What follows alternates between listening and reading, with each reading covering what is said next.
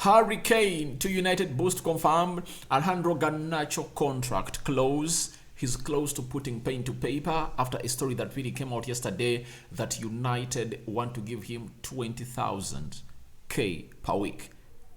After us doing the needful and really criticizing that, it looks like the United board really put out a story from the likes of Telegraph Dhaka and Fabrizio Romano that the deal is closed, and I think they've gone ahead to reach a common ground or a consensus. Then we are talking about Jodan Sancho returning. I'm referring to him as a new signing. I gave you this story yesterday, and obviously the Athletic have confirmed to us that Sancho has gone ahead to return at the training ground of Manchester United. Welcome to United Matters channel. How are you guys, and where you watching us from? Good morning, good afternoon, depending on where you are watching us from. How was your night, and how did everything really go on? Because it was really a very, very long day, and I concluded the day with the Sir Jim Ratcliffe coming in and really showing interest to buy Manchester United. He's into the race to get over this mighty club back to where we had really hinged or stagnated at. Rock and David is my name. Don't forget to subscribe. We want to hit 10,300 subscribers today. We are left with like 70 subscribers. So guys, lower right bottom corner, go that side and obviously do the needful. Do me a favor and do yourself a favor, not so? So let's get into these stories that are really trying to happen today. But remember, today is match day. We are playing Crystal Palace at Selhurst Park, a game that is not going to be very easy, but I believe Ten Hag has all what it takes to win this game of football down in London. If Spurs went there and beat them by 4-0, and in their last 3 home games, they've not registered even a single point. They've conceded close to 8 goals in those games. I believe we have the capacity to go ahead and really humiliate them at their own club. Not so. So that will come in through later. We'll do the match build up and obviously the match reaction when the match is done, and later the player ratings. Not so. So guys, let's set this ball rolling to the right side or the right direction. Now, we've been told by Poke Fewan, he's an FA registered intermediary, player representation, obviously has told us that Harry Kane will be sold. The economics of keeping him are not feasible. £80 million lost plus £14 million in wages for 1 season is not happening. Kane will not block a third attempt that he isn't engaging in talks about renewing time to get used to the idea of him leaving. Now, Harry Kane, this is not the first time Kane has really tried to leave Spurs. The most famous time was towards the Euros. He said he wants to leave Spurs. City made a bid of £100 million. It was turned down by Spurs, indicating that they wanted £150 million. Then City raised their bid to £130 million plus £20 million of add-ons. Spurs were adamant. They said no and said, we want to keep this player. If at all you can't get us £150 million at once, we are not going to get you Harry Kane. Remember, City had just spent £100 million on Jack Grealish from Aston Villa, so they wouldn't see themselves stretch beyond their limits. And obviously that really led to Kane to stay at Spurs for the previous 2 seasons. Now, thankfully, they brought in Antonio Conte. They qualified for the Champions League. He gave him a lot of hope that maybe stuff might happen the next season, the next full season I start at Spurs. But guess what? The next full season count has started. It's really looking very, very horrible. Though Harry Kane has 16 goals in the Premier League, he feels uncomfortable at Spurs because he believes he should be winning something. This guy has been consistent for the last close to 10 years, averaging close to 20 goals a season for Tottenham Hotspur, but the best they've ever reached, finishing second in the Premier League and reaching the Champions League finale. He has never lifted anything for a club known as Tottenham Hotspur, and in his career of firing in goals, it will be abysmal for him not to lift up something like a Premier League or a Champions League, and he should look out for a team that is going to be playing the Champions League. And it's a fiasco to believe, to me, I believe it's a fiasco for Harry Kane's career to have such statistics and numbers and not having lifted a trophy anywhere. If at all he had lifted it in any club before Spurs, it would have been okay. I would have said, all right, I've ever won a Premier League or a Champions League. But in his career, he has never even lifted a Carabao Cup or an FA Cup. So that is something that is really haunting him and really pushing him to move for a side known as Manchester United. Now, when Paul Okefe was asked, would Harry Kane move to Manchester United? He said, yes, I believe he would. This is where the story comes in through that a boost has been confirmed of Harry Kane to Manchester United, because the person behind the story, after telling us the reasons, at Spurs, they've made a loss of £80 million and a £14 million salary won't be capable, all handled by the owners of Spurs. I know Spurs are really trying to get in new owners or new shareholders to pump some money to the club, because right now, where things have gone, you need to be having someone to pump in money. You see at Chelsea, they told Todd Boehly and his consortium that they should spend £1.5 billion in that club. That's why you see Chelsea can go ahead and really spend like £260 million in the summer, and right now they've so far spent close to £170 million only in the January transfer window, meaning that they have a lot of money at their disposal, because they have just they've not yet even reached £500 million. They are still having £1 billion to spend.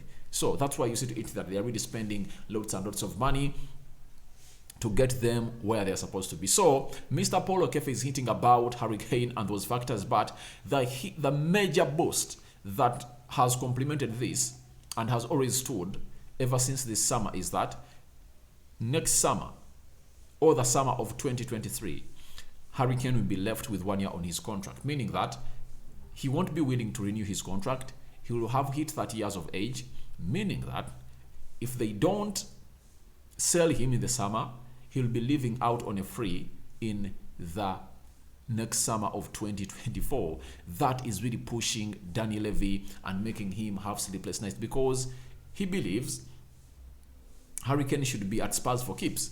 And Harry Kane is telling him, please, for 2 occasions, I've decided to leave this club in peace, and you've not given me the mandate to leave. So I won't renew my contract, and I'm going to leave your club. So that's what we are getting from a man known as Paul Okefe. And then Grammy Bailey, you know him, 90 more. He has told us that should Kane want to remain in England, then Manchester United would be an option, should they maintain their upward trajectory and qualify for the Champions League. That's it.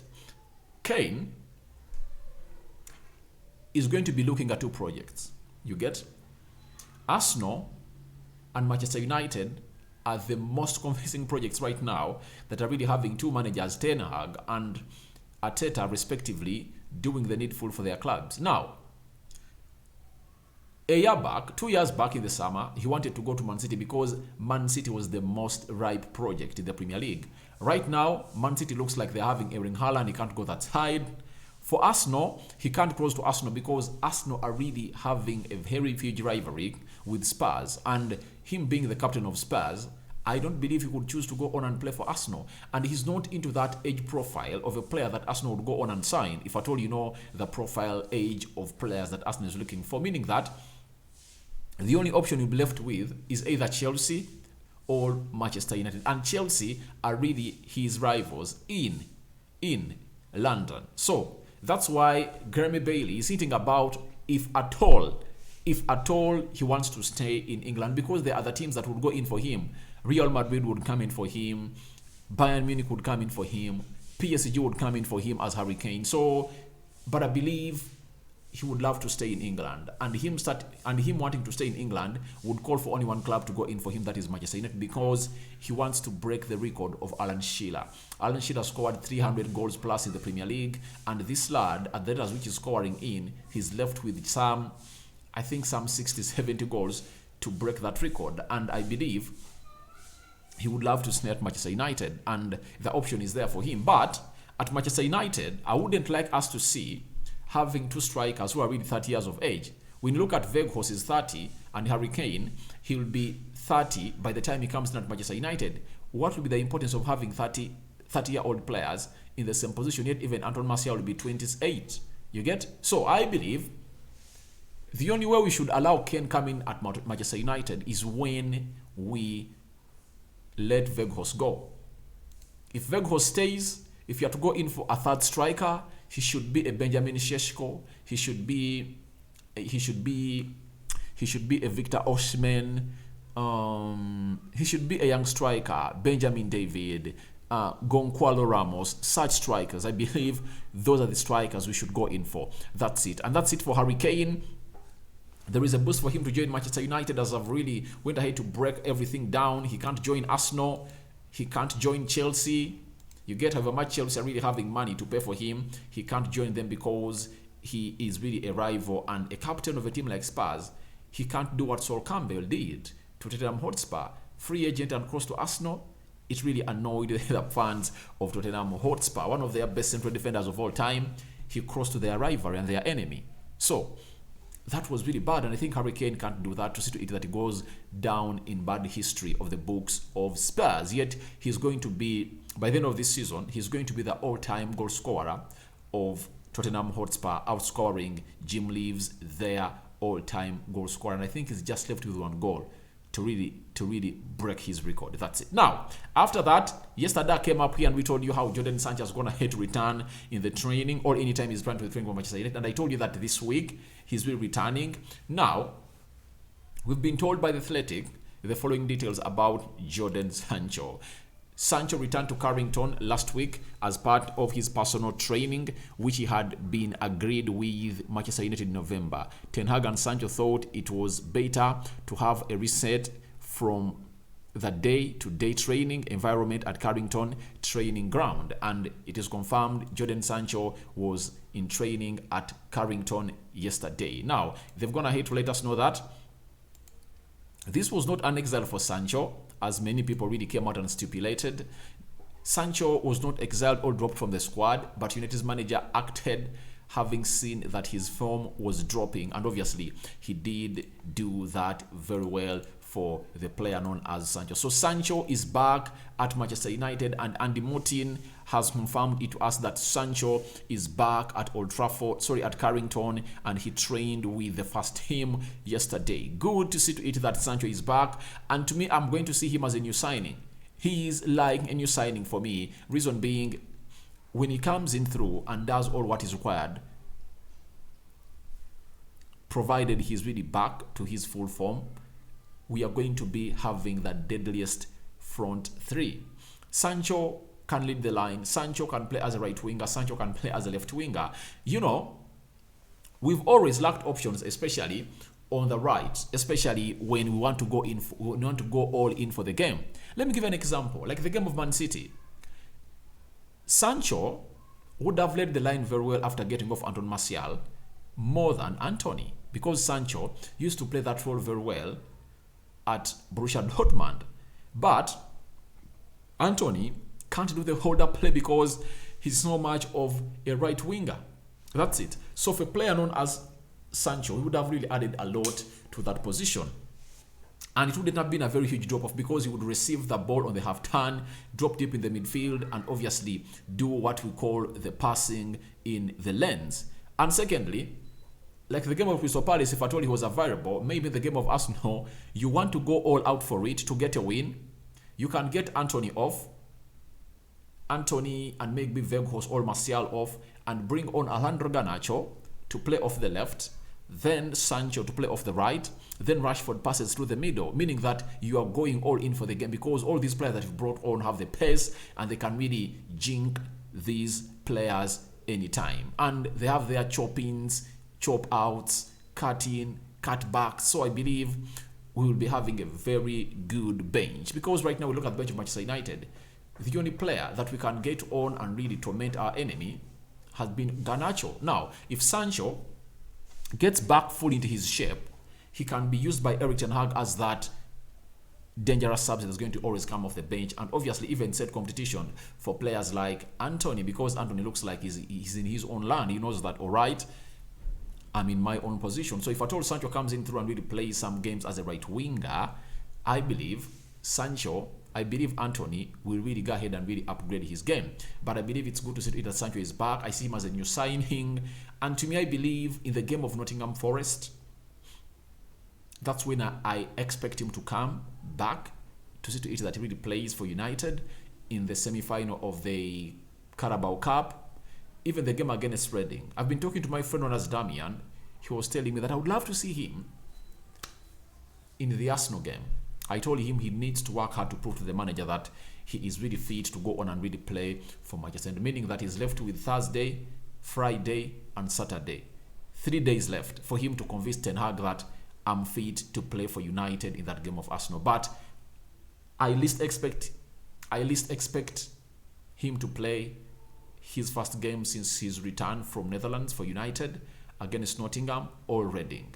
I'll be surprised if at all he makes it to the match squad to the Emirates, but never say never. Things can really craft out in a way you least understand them to be, or you least expect them to be in this game of football. And lastly, yesterday we came here and we told you about a player known as Alejandro Garnacho, as to how the club is willing to offer him a contract of £20,000 a week, and they turned it down. Now, after that story went viral yesterday, we talked about it. You people love the story a lot. Guess what?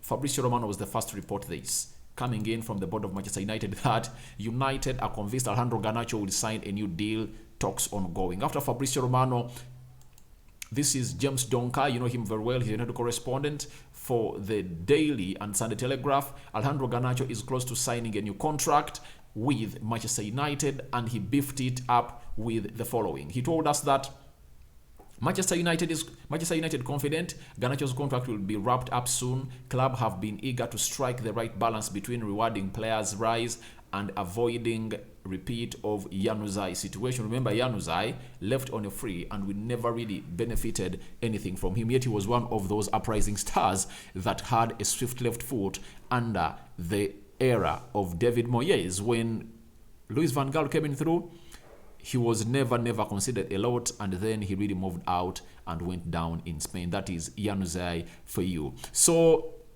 Garnacho, good to see to it that the board has really rethought and reconsidered this for not repeating the same mistake. And I know Ten Hag is really telling them, give the guy the money he wants, because to me, I believe Garnacho should be between £50,000 and £80,000 a week. I believe he is worth that amount of money. Why is it that for any English player who hits the ground running at Manchester United in the first team, he's considered and given good money? Greenwood was earning 8,000 and they multiplied his salary by 10. He's earning £80,000 a week. Then why don't you get Alejandro Garnacho that amount of money? Because this is Manchester United.